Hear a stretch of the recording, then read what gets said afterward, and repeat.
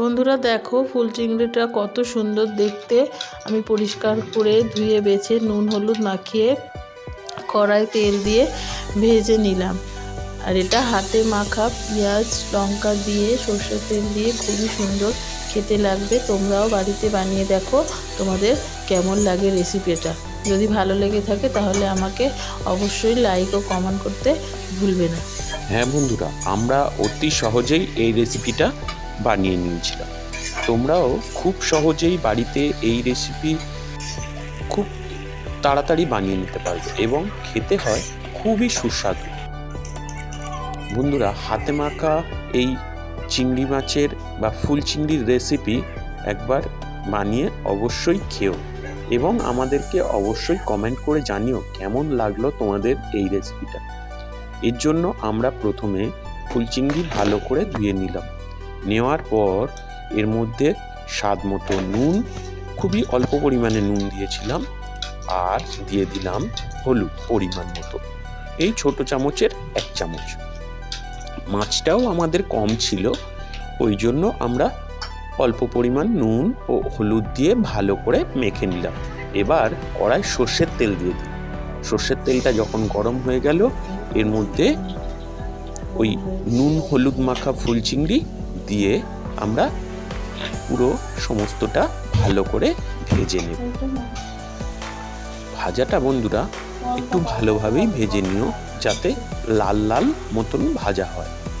এর জন্য আমরা গ্যাসের ফ্লেমটা হাইয়ে দিয়ে বা গ্যাসের ফ্লেমটা জোরে দিয়ে দিলাম। যতক্ষণ ফুল চিংড়িটা ভাজা হচ্ছে, এর মধ্যে আমরা ছোট ছোট দুটো পেঁয়াজ সরু সরু করে কুচিয়ে নিচ্ছি। কোচানো হয়ে গেল, এবার আমরা 2 থেকে 3টে কাঁচা লঙ্কা নিয়ে নিলাম। বন্ধুরা, তোমরা কেমন ঝাল খাও সেই হিসাবে তোমরা লঙ্কাটা নিয়ে নিও। এদিকে লঙ্কা ও পেঁয়াজ কোচানো আমাদের হয়ে গেছে। ফুল চিংড়িটাও প্রায় ভাজা হয়ে এসছে, দেখতে পাচ্ছ প্রায় হয়ে এসছে, আর মিনিট 2-3 লাগবে, তারপরে পুরোপুরি ভাজা হয়ে যাবে।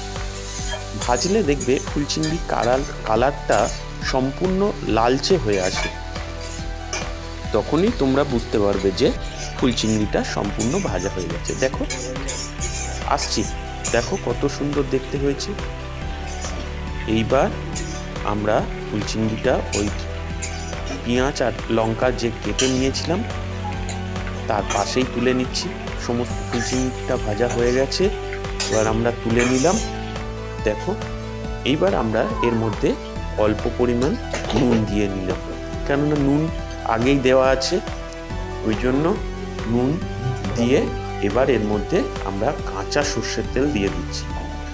দিয়ে ভালো করে সমস্ত ফুল চিংড়ি, পেঁয়াজ, নুন, কাঁচা লঙ্কা ভালোভাবে মেখে নেবে। বন্ধুরা, এই মাখাটা খুব সুন্দরভাবে তোমরা মাখিয়ে নিও। এই হাতে মাখা ফুল চিংড়ির রেসিপি তোমরা অবশ্যই বাড়িতে একবার বানিয়ে নিও। খুব সহজে এবং দুর্দান্ত খেতে লাগে বন্ধুরা। আর দেখো কি অপূর্ব দেখতে লাগছে, দেখতে পাচ্ছ কত সুন্দর দেখতে লাগছে। দেখো একবার, দেখো কি অপূর্ব লাগছে। বন্ধুরা, তোমরা তো অবশ্যই একবার বানিও, আর আমরা আজকে অবশ্যই খেয়ে জানাচ্ছি কেমন হলো আমাদের এই আজকের ফুল চিংড়ির রেসিপি। গালে তো জল এখনই চলে এলো, দেখি খেয়ে কেমন লাগছে। এই এক গাল নিয়ে নিচ্ছি। দুর্দান্ত বন্ধুরা, দুর্দান্ত। আর এই ফুল চিংড়িটা আর একবার নিয়ে নিচ্ছি, আর একটা গাল নিয়ে নিলাম।